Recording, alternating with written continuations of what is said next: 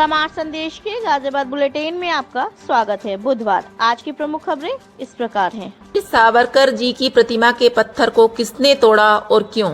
उपचुनाव में नामांकन पत्र जमा करने पर महाराजा अग्रसेन रसोई के सदस्यों ने किया वीके अग्रवाल का अभिनंदन। व्यापारियों ने लगाया ग्रीन पटाखों की बिक्री का लाइसेंस न देने का आरोप। 56 गाजियाबाद विधानसभा उपचुनाव हेतु बुधवार तक कुल 21 नामांकन फार्म बिके। शमशेर राणा ने निर्दलीय के रूप में किया नामांकन। राजनगर RWA अध्यक्ष पद का चुनाव पहुंचा रोमांचक स्थिति में।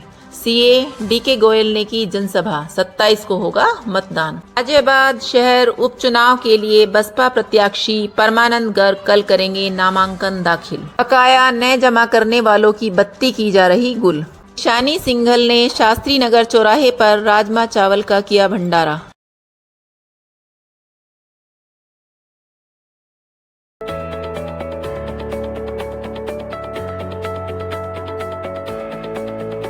सावरकर जी की प्रतिमा के पत्थर को किसने तोड़ा और क्यों? डायमंड बैंकेट हॉल के डिवाइडर कट पर वीर सावरकर जी की प्रतिमा पर उनके जीवन परिचय संबंधित जानकारी देते हुए जो पत्थर लगा हुआ था उसको किसी ने पूरी दीवार के साथ क्षतिग्रस्त कर दिया है। हालांकि वीर सावरकर जी की प्रतिमा को कोई नुकसान नहीं पहुंच पाया है, लेकिन दीवार पर सावरकर जी का जीवन परिचय एवं प्रतिमा को स्थापित करने वाले सहयोगियों को जानकारी भी थी, उसको क्षतिग्रस्त कर दिया गया है। वीर सावरकर जी को लेकर पहले ही कुछ लोग विवादित बयान देते रहे हैं, जबकि सावरकर जी ने अपना पूरा जीवन अंग्रेजों की यातना सहते हुए अंडमान निकोबार की जेल में काटा था। ऐसे महान व्यक्तित्व की प्रतिमा के पत्थर को नुकसान पहुंचाने से स्थानीय निवासियों में बहुत रोष बताया जा रहा है।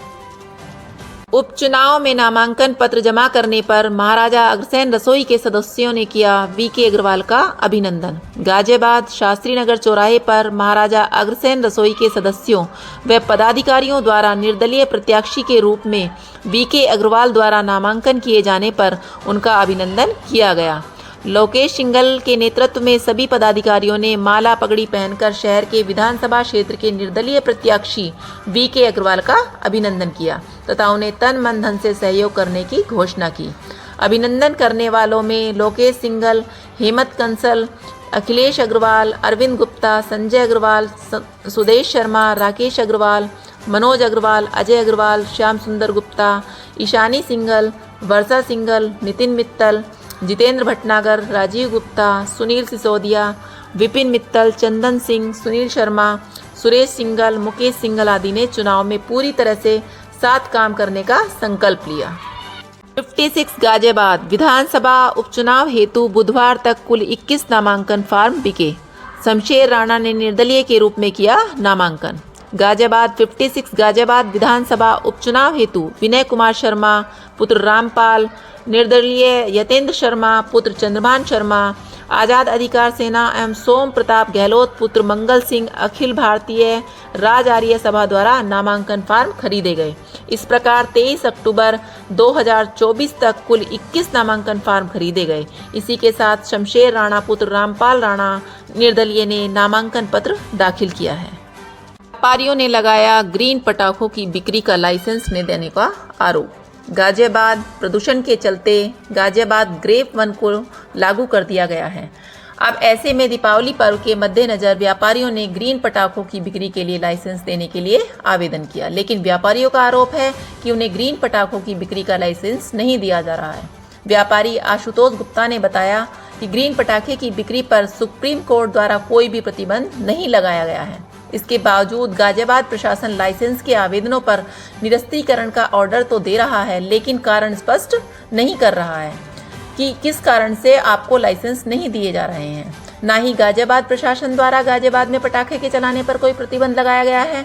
उन्होंने आरोप लगाया कि गाजियाबाद की जनता को गुमराह किया जा रहा है, जबकि हमने मांग की है कि आप कोई भी एक साक्ष्य सुप्रीम कोर्ट, NGT द्वारा या उत्तर प्रदेश द्वारा शासन द्वारा आप स्पष्ट कर दीजिए जिसमें ग्रीन पटाखे की बिक्री भंडारण पर प्रतिबंध लगाया गया हो।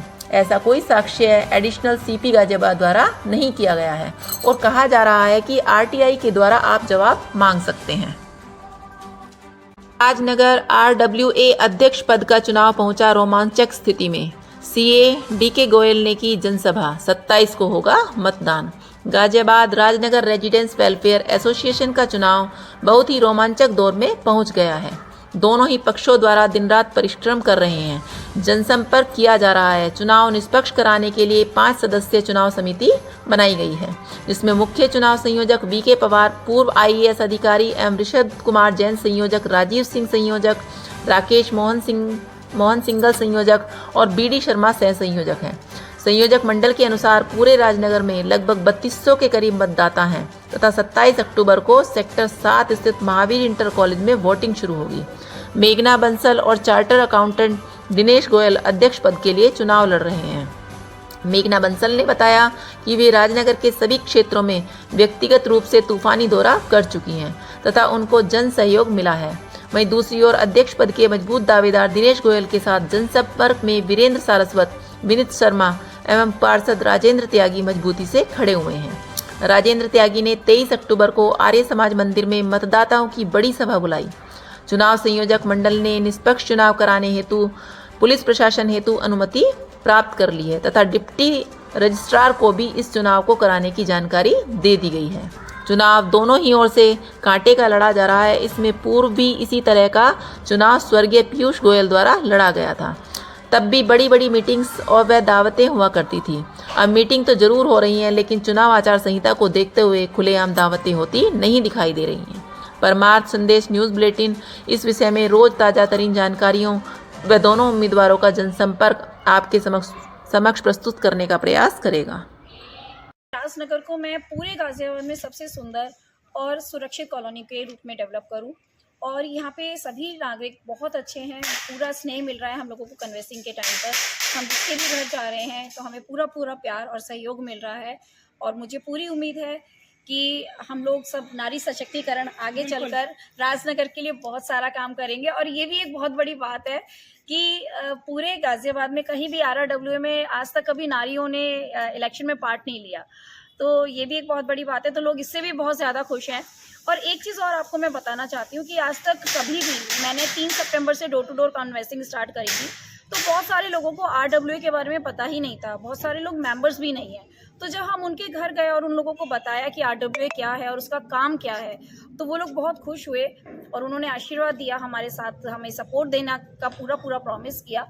और आगे चलकर जो उन्होंने परेशानियां बताई उसके हिसाब से मैंने अपना मैनिफेस्टो बनाया है। बहुत सारे लोगों को यहाँ पे जैसे कि हमारे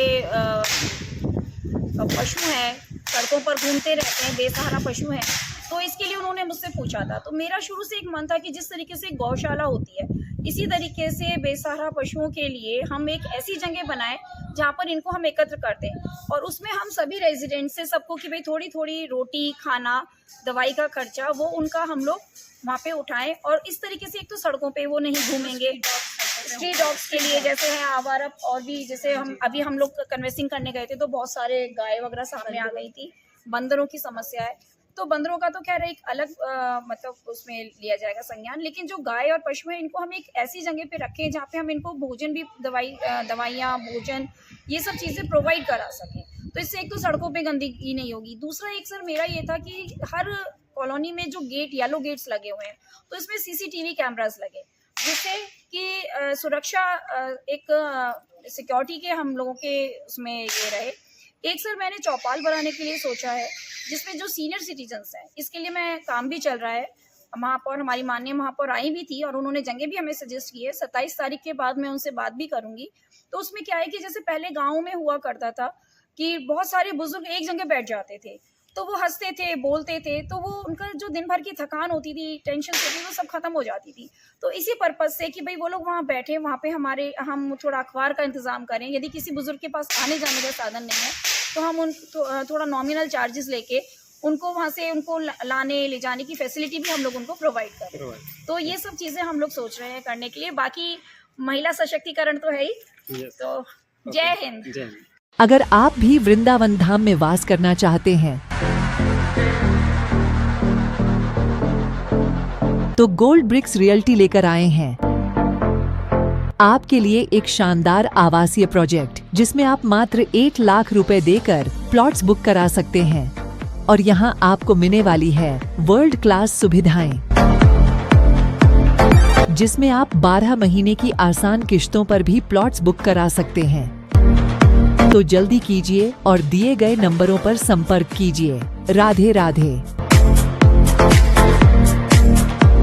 गाजियाबाद शहर उपचुनाव के लिए बसपा प्रत्याशी परमानंद गर्ग कल करेंगे नामांकन दाखिल। गाजियाबाद विधानसभा 56 शहर गाजियाबाद के उपचुनाव के लिए बसपा की ओर से चुनावी मैदान में उतरे परमानंद गर्ग गुरुवार 24 अक्टूबर को पर्चा दाखिल करेंगे। इस मौके पर बसपा के दिग्गज नेता शमशुद्दीन राइन भी उनके साथ मौजूद रहेंगे। बसपा ने इस उपचुनाव में सबसे पहले अपने पत्ते खोलकर सभी दलों को पीछे छोड़ दिया है। वैश्य वर्ग से ताल्लुक रखने वाले परमानंद गर्ग मजबूत दावेदार के रूप में देखे जा रहे हैं।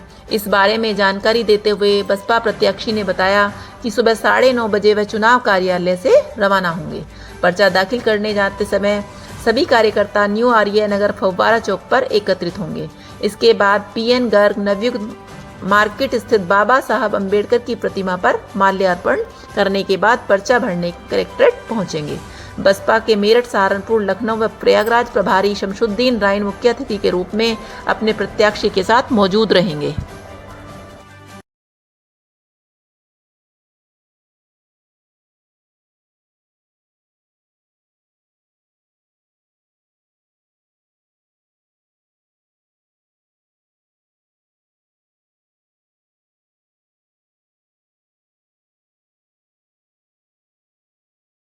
बकाया न जमा करने वालों की बत्ती की जा रही गुल। काटे 35 कनेक्शन, 55 बकायेदारों से वसूले 15 लाख रुपए। गाजियाबाद साहिबाबाद के कड़कड़ मॉडल में विद्युत निगम ने बकायेदारों से वसूली के लिए छापेमारी छेड़ रखा है। इस दौरान 35 बकायेदारों के घरेलू व व्यावसायिक कनेक्शन काटे गए और 55 बकायेदारों से 15 लाख रुपए बकाया भी वसूला गया। अधीक्षण अभियंता के अनुसार अधिशासी अभियंता के नेतृत्व में विजिलेंस टीम के साथ अभियान चलाया जा रहा है। इस दौरान बकायेदारों से बकाया जमा करने के लिए कहा गया। बकाया जमा नहीं करने पर उनके कनेक्शन काटे गए। उन्होंने बताया कि बकायेदारों को पहले ही नोटिस जारी कर दिए गए थे। इसके बाद भी निर्धारित समय तक बकाया जमा नहीं करने पर कनेक्शन काटने की कार्रवाई की जा रही है। इसके अलावा घरेलू को व्यावसायिक के रूप में उपयोग करने पर भी कार्रवाई की जा रही है। इस मौके पर विद्युत उपखंड अधिकारी महेश तोमर भी मौजूद रहे। ईशानी सिंघल ने शास्त्री नगर चौराहे पर राजमा चावल का किया भंडारा। गाजियाबाद वरिष्ठ समाज सेवी लोकेश सिंघल की सुपुत्री ईशानी सिंघल ने बुधवार को शास्त्री नगर चौराहे पर एक बड़े भंडारे का आयोजन किया, जिसमें उन्होंने जरूरतमंद सैकड़ों लोगों को स्वादिष्ट राजमा व चावल का प्रसाद वितरित किया। ईशानी सिंघल ने बताया कि वह अपने द्वारा संचालित कैफे में से कुछ अंशदान गणेश जी महाराज के नाम से निकालती है। इसी एकत्र धनराशि से उन्होंने आज इस भंडारे का आयोजन किया है। इस अवसर पर लोकेश सिंघल, वर्षा सिंघल, सुरेश सिंघल, महेश सिंघल, सुनील शर्मा, हेमंत कंसल, अरविंद गुप्ता, अजय अग्रवाल, राजीव गुप्ता, श्याम सुंदर गुप्ता, जितेंद्र भटनागर, नितिन मित्तल, विपिन मित्तल, राकेश अग्रवाल, अखिलेश अग्रवाल, प्रदीप गुप्ता, मनोज अग्रवाल, सुदेश शर्मा, सुनील सिसोदिया, संजय अग्रवाल, उज्जवल गोयल आदि मौजूद रहे। नहीं है कृपया लाइक और सब्सक्राइब अवश्य करें और हाँ, पहले आइकॉन अवश्य दबाएं ताकि आपको हमारी लेटेस्ट वीडियो का नोटिफिकेशन मिलता रहे। धन्यवाद।